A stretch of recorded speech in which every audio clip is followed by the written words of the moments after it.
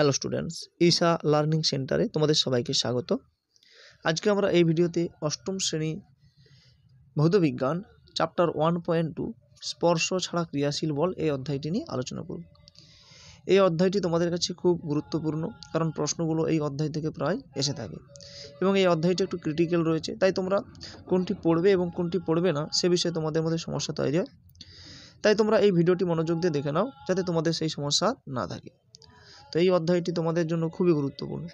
তো এই অধ্যায় থেকে কীগুলি পড়বে সেগুলি তোমরা এখান থেকে দেখে নাও।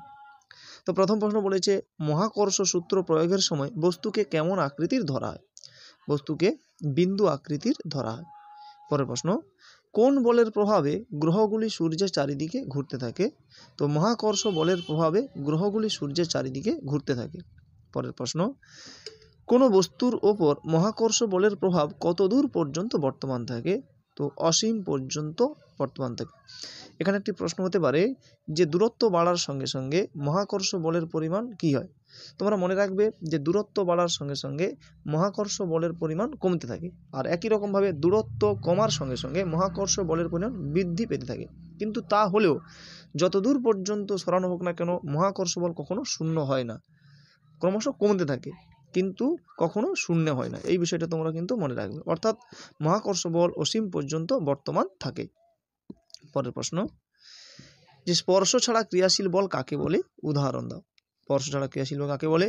না, স্পর্শে না থাকা অবস্থাতেও দুই বা ততোধিক বস্তুগুলির মধ্যে যে বল ক্রিয়া করে তাকে স্পর্শ ছাড়া ক্রিয়াশীল বল বলে। উদাহরণস্বরূপ মহাকর্ষ বল, চুম্বকের আকর্ষণ বল, বিকর্ষণ বল ইত্যাদি। পরের প্রশ্ন, মহাকর্ষ বলের প্রভাবে ঘটে এমন দুটি গতির উদাহরণ দাও। তো মহাকর্ষ বলের প্রভাবে ঘটে এমন দুটি গতি হলো সূর্যের চারিদিকে গ্রহের গতি, আবার গ্রহের চারিদিকে উপগ্রহের গতি। পরের প্রশ্ন, নিউটনের মহাকর্ষ সূত্রকে সার্বজনীন বলা হয় কেন? সূর্য বা কোনো ভারী নক্ষত্রের কাছাকাছি অবস্থান, পারমাণবিক দূরত্বের তুলনীয় ব্যবধান, অথবা আলোর বেগের কাছাকাছি বেগ সহ গতিশীল বস্তু, এই কয়েকটি ব্যতিক্রমী ক্ষেত্র ছাড়া আর যে কোনো পরিস্থিতিতে জি এর মান ধ্রুবক থাকে। এছাড়াও যে কোনো অবস্থাতেই সূত্রটির যথার্থতা বজায় থাকার কারণে মহাকর্ষ সূত্রকে সার্বজনীন বা বিশ্বজনীন বলা হয়। এটা তোমাদের জন্য খুব গুরুত্বপূর্ণ। পরের প্রশ্ন, কোন বলের জন্য চাঁদ ও পৃথিবী একে অপরের কাছে সরে আসে না? তো অভিকর্ষ বলের জন্য চাঁদ ও পৃথিবী একে অপরের কাছে সরে আসে না। পরের প্রশ্ন কি বলেছে, দুটি বস্তুর মধ্যে দূরত্ব কমলে মহাকর্ষ বলের কি কোনো পরিবর্তন হয়? তো মহাকর্ষ বলের পরিমাণ বৃদ্ধি পায়। দূরত্ব কমার সঙ্গে সঙ্গে মহাকর্ষ বলের পরিমাণ বৃদ্ধি পায় এবং দূরত্ব বাড়ার সঙ্গে সঙ্গে মহাকর্ষ বলের পরিমাণ হ্রাস পায়। পরের প্রশ্ন, পৃথিবীর অভিকর্ষ বল চাঁদের আকর্ষণের তুলনায় কত গুণ বেশি? তো 6 গুণ বেশি।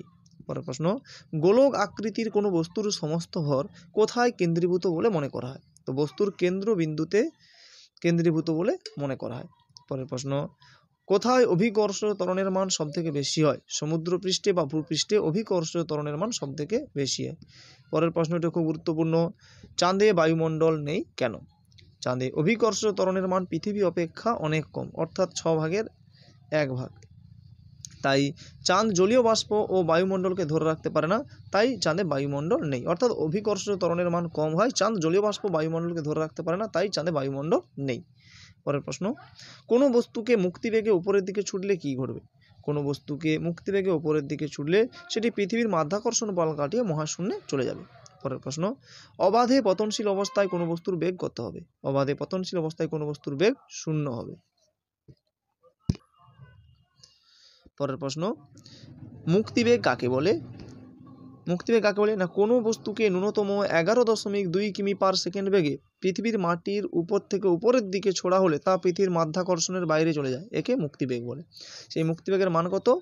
11.2 মিটার পার সেকেন্ড। এখানে প্রশ্ন রয়েছে কত, রকেটের ন্যূনতম গতিবেগ কত হওয়া উচিত?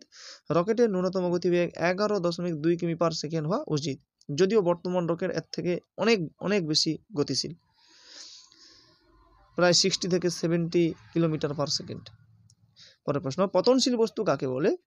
পৃথিবীর পৃথিবীর আকর্ষণে কোনো বস্তু পৃথিবীর দিকে পড়তে থাকলে তাকে পতনশীল বস্তু বলে। পরের প্রশ্ন, কৃত্রিম উপগ্রহকে কিভাবে ছোড়া হয়? কৃত্রিম উপগ্রহকে কোনাকুনিভাবে বা হেলানো অবস্থায় ছোড়া হয়। পরের প্রশ্ন, অবাধে পতনশীল বস্তুর বেগ কখন সবথেকে বেশি হয়? ভূপৃষ্ঠকে স্পর্শ করার ঠিক আগের মুহূর্তে। পরের প্রশ্ন, কোনো বস্তুকে পাহাড়ের চূড়ায় নিয়ে গেলে তার ওজনের কি পরিবর্তন হবে? কোনো বস্তুকে পাহাড়ের চূড়ায় নিয়ে গেলে তার ওজন কমে যাবে। পরের প্রশ্ন, গ্যালিলিও তার পরীক্ষাটি কোন শহরে করেছিলেন? গ্যালিলিও তার পরীক্ষাটি পিসা শহর, ইতালির পিসা শহরে করেছিলেন। পরের প্রশ্ন, কাগজে এবনাইট দিয়ে ঘষলে কি আধান সৃষ্টি হবে? কাগজে এবনাইট দিয়ে ঘষলে ধনাত্মক আধান সৃষ্টি হবে। পরের প্রশ্ন, স্থির তড়িৎ সংক্রান্ত পরীক্ষা কোন সময় ভালো হয়? স্থির তড়িৎ সংক্রান্ত পরীক্ষা শীতকালে সবথেকে ভালো হয়। পরের প্রশ্ন, কোন প্রকার আধানের মধ্যে আকর্ষণ ও কোন প্রকার আধানের মধ্যে বিকর্ষণ হয়? তো আকর্ষণ কোথায় কোথায় হয়? দুটি বিপরীত তড়িৎ আধানের মধ্যে, এছাড়াও ধনাত্মক ও নিস্তড়িৎ বস্তুর মধ্যে। আর বিকর্ষণ দুটি সমজাতীয় তড়িৎ আধানের মধ্যে হয়। পরের প্রশ্ন, পতনশীল বস্তুর ক্ষেত্রে গ্যালিলিও প্রদত্ত 3টি সূত্র লেখো। এই প্রশ্নটি তোমাদের জন্য খুবই গুরুত্বপূর্ণ। তো প্রথম সূত্র কি বলেছে? একই উচ্চতা ও স্থির অবস্থা থেকে অবাধে পতনশীল সব বস্তুই সমান দ্রুততায় নিচে নামে। তো 2 নম্বর বলেছে কি না, সময় বাড়ার সঙ্গে সঙ্গে পতনশীল বস্তুর বেগও বাড়তে থাকে। 3 নম্বর কি বলেছে? সময় বাড়ার সঙ্গে সঙ্গে পতনশীল বস্তুর অতিক্রান্ত দূরত্ব বাড়তে থাকে। এই 3টি সূত্র তোমাদের জন্য খুব গুরুত্বপূর্ণ, এটা 2 মার্কের জন্য দিয়ে দিতে পারে। পরের প্রশ্ন কি বলেছে? কোন বিজ্ঞানী মনে করতেন হালকা বস্তুর তুলনায় ভারী বস্তু আগে মাটি স্পর্শ করবে এবং কোন বিজ্ঞানী তা ভুল প্রমাণ করেন? তো বিজ্ঞানী অ্যারিস্টটল মনে করতেন কি হালকা বস্তুর তুলনায় ভারী বস্তু আগে মাটি স্পর্শ করবে, কিন্তু তা ভুল প্রমাণ করেন গ্যালিলিও। পরের প্রশ্ন, একটি অনাহিত বস্তুকে তড়িদাহিত করার পদ্ধতি লেখো। একটি অনাহিত বস্তুকে তড়িদাহিত করার পদ্ধতি হলো কি অন্য বস্তুর সঙ্গে ঘর্ষণ, তড়িদাবেগ, এছাড়াও রয়েছে পরিবহন বলে একটা রয়েছে, অর্থাৎ অন্য বস্তুর সঙ্গে ঘর্ষণের দ্বারা, তড়িদাবেশের দ্বারা ও পরিবহনের দ্বারাও করা যায়। পরের প্রশ্ন, পরমাণু থেকে কোন কণাকে সহজে বের করা যায়? পরমাণু থেকে ইলেকট্রন কণাকে খুব সহজে বের করা যায়। পরের প্রশ্ন, 1 কুলম্ব সমান কত আধান? 1 কুলম্ব সমান 3 × 10⁹ ESU আধান। পরের প্রশ্ন, পরমাণুকে কিভাবে ধনাত্মক ও ঋণাত্মক করা যায়? তো পরমাণু ইলেকট্রন গ্রহণ করলে ঋণাত্মক তড়িৎগ্রস্ত হয় এবং ইলেকট্রন বর্জন করলে ধনাত্মক তড়িৎগ্রস্ত হয়। পরের প্রশ্ন কি বলেছে? ঘর্ষণের ফলে আধানের উদ্ভব হয় কেন? তো দুটি বস্তুর মধ্যে ঘর্ষণ সৃষ্টি হলে তাদের মধ্যে ইলেকট্রন বিনিময় ঘটে, এর ফলে তারা, বানানটা তোমার ঠিক করে নেবে না, ঠিকই আছে, তারা তড়িৎগ্রস্ত হয়, অর্থাৎ আধানের সৃষ্টি হয়। ইলেকট্রনের অভাব হলে ধনাত্মক আধান লাভ করে এবং অতিরিক্ত ইলেকট্রন উপস্থিতি ঘটলে বস্তুটি ঋণাত্মক আধান লাভ করে। তো পরের প্রশ্ন কি বলেছে? ভর বস্তু স্বকীয় ধর্ম কিন্তু ওজন স্বকীয় ধর্ম নয় কেন, ব্যাখ্যা করো। এই প্রশ্নটিও খুবই গুরুত্বপূর্ণ। পরের প্রশ্ন, কোনো বস্তুর মধ্যে, উত্তর ভুল বললাম, যে ভর বস্তু স্বকীয় ধর্ম কিন্তু ওজন স্বকীয় ধর্ম নয়, ব্যাখ্যা করো। না, কোনো বস্তুর মধ্যে থাকা জড় পদার্থের পরিমাণের কোনো পরিবর্তন হয় না, তাই সব জায়গায় বস্তুটির ভর একই থাকে। অপরদিকে বস্তুর ওজন সমান, অর্থাৎ বস্তুর ভর গুণিত অভিকর্ষের ত্বরণ, কিন্তু ভূপৃষ্ঠের বিভিন্ন স্থানে অভিকর্ষের ত্বরণ পরিবর্তিত হয়, তাই স্থান পরিবর্তনে বস্তুর ওজনের পরিবর্তন ঘটে, তাই বলা হয় বস্তুর ভর স্বকীয় হলেও ওজন স্বকীয় নয়। পরের প্রশ্ন কি বলেছে? অভিকর্ষ না থাকলে আমাদের কি অসুবিধা হতো? তো অভিকর্ষ না থাকলে পৃথিবীর চারিদিকে যে বায়ুমণ্ডল রয়েছে তা মহাকাশে বিলীন হয়ে যেত, জল বাষ্পীভূত হয়ে যেত, আমরা চলাফেরা করতে পারতাম না, অর্থাৎ পৃথিবীতে প্রাণের অস্তিত্ব থাকতো না। পরের প্রশ্ন কি বলেছে?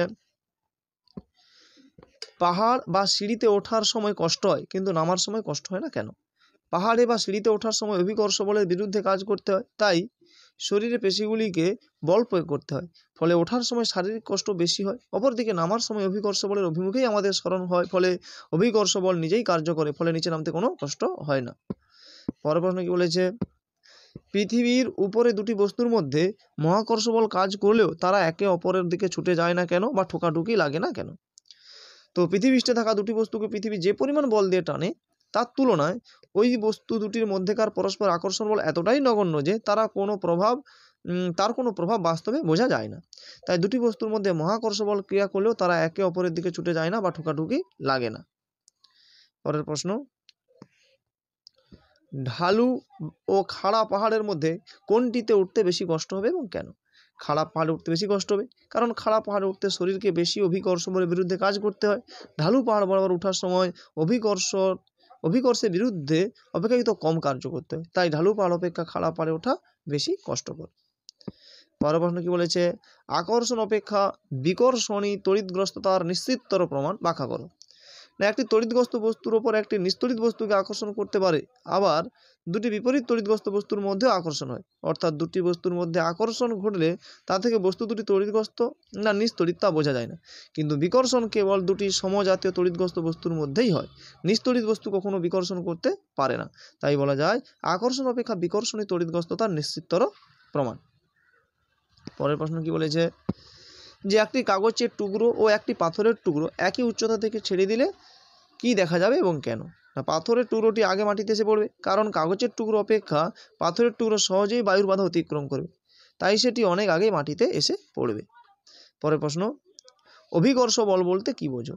না, পৃথিবী ও পৃথিবীর আশেপাশে থাকা অন্য কোনো বস্তুর মধ্যে যে মহাকর্ষ বল ক্রিয়া করে তাকে অভিকর্ষ বল বলে। পরের প্রশ্ন, নিউটন প্রদত্ত মহাকর্ষ বলের গাণিতিক রূপটি লেখো। তো মহাকর্ষ বল F সমান G into M1 into M2 by D square. এখানে M হচ্ছে ভর এবং ডিটা দূরত্ব বা ডিস্টেন্স, আর জি হচ্ছে সার্বজনীন ধ্রুবক। পরের প্রশ্ন, এসআই পদ্ধতিতে জি এর একক কী? এসআই পদ্ধতিতে জি এর একক newton into metre square by kg square বা N into M square by kg square. পরের প্রশ্ন, এসআই পদ্ধতিতে জি এর মান কত? এসআই পদ্ধতিতে জি এর মান 6.67 newton metre square by 10⁻11 kg square. পরের প্রশ্ন, অভিকর্ষজ ত্বরণ কাকে বলে? অভিকর্ষ বলের প্রভাবে অবাধে পতনশীল কোনো বস্তুতে যে ত্বরণের সৃষ্টি হয় তাকে অভিকর্ষজ ত্বরণ বলে।